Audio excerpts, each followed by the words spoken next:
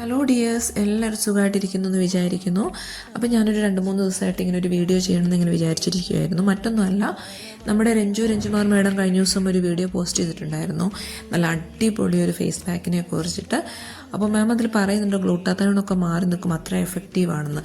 അന്ന് മുതൽ അത് ചെയ്യണമെന്ന് എനിക്ക് ആഗ്രഹമുണ്ടായിരുന്നു, പക്ഷേ ഇപ്പോഴാണ് ഗൈസ് എനിക്ക് അതിന് സമയം കിട്ടിയത്.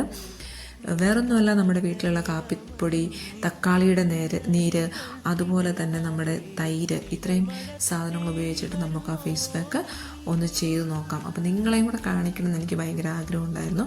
അതുകൊണ്ടാണ് ഇന്ന് ഇങ്ങനൊരു വീഡിയോ ചെയ്തത്. അപ്പോൾ നമുക്ക് ചെയ്ത് നോക്കിയാലോ? ആയോ?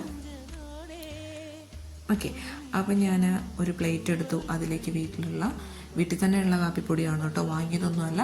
1 ടീസ്പൂൺ കാപ്പിപ്പൊടി ഇട്ടു. അതിലേക്ക് മിൽമയുടെ തൈരാണ്, കുറച്ച് മിൽമയുടെ തൈര് മിക്സ് ചെയ്യാൻ പോലെ നമ്മൾ അതും അതിനകത്തേക്ക് ഇട്ടു. ഇനി തക്കാളിയുടെ നീരാണ്, അതും നമ്മൾ എടുക്കുകയാണ്. ഇത് മൂന്നും കൂടെ നന്നായിട്ട് കൈ വെച്ചിട്ട് മിക്സ് ചെയ്യണം.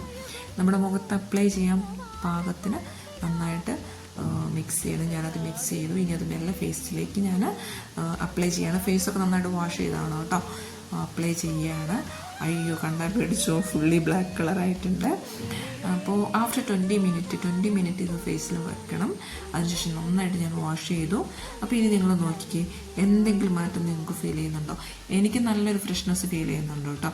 അപ്പോൾ അത് 7 ഡേയ്സ് കണ്ടിന്യൂസ് ചെയ്താലോ അടിപൊളിയായിരിക്കും തോന്നുന്നു, അല്ലേ? എന്താണേലും എനിക്ക് ഒത്തിരി ഇഷ്ടപ്പെട്ടു. അപ്പോൾ നിങ്ങൾക്ക് ഇഷ്ടപ്പെടുകയാണെങ്കിൽ നിങ്ങളും ഇത് ചെയ്തു നോക്കുക. വീഡിയോ സബ്സ്ക്രൈബ് ചെയ്യാനും ഷെയർ ചെയ്യാനും മറക്കല്ലേ.